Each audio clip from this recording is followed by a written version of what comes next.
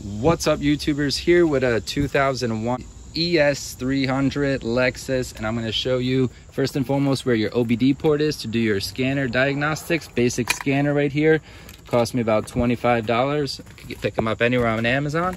What you want to do is just come over, put your key in the ignition, turn it to position 2 so you don't start the car but has all the lights come on.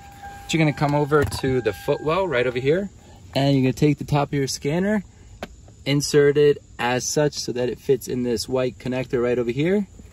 Plug that in, and this will give you a connection to the scan link. All right, so from there on, you could learn to use the scan tool based on the instructions. But another thing I'll tell you is if this does not work, if this OBD connector, once you plug this in, does not have any power, what you want to do is come over to your engine bay, and in this fuse box right over here, just press this tab, open this up. Right in this corner right here, I already had it out, but you will have this white item, which is your fuse puller. What you want to do with your fuse puller is come over and turn your ignition off. Make sure you have nothing on. Take your key out, and right over here you'll have your coins as such. You want to probably clean out the coins so you don't have any coins there, and then after that you'll be able to maneuver this by pulling this upward and out. I'm just going to set my phone aside and do that very quickly. So you have removed it, as you can see right over here. Just remove them right from the slots.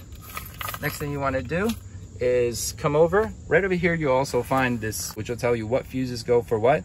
You're looking specifically for this OBD 7.5 amp. You have to make sure to use the same fuse amperage as the one on your sticker, and just make sure that it's the same row.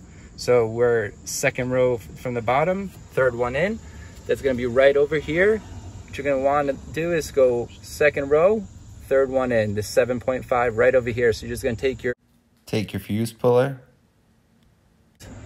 and pull it out. Make sure that the bridge isn't broken.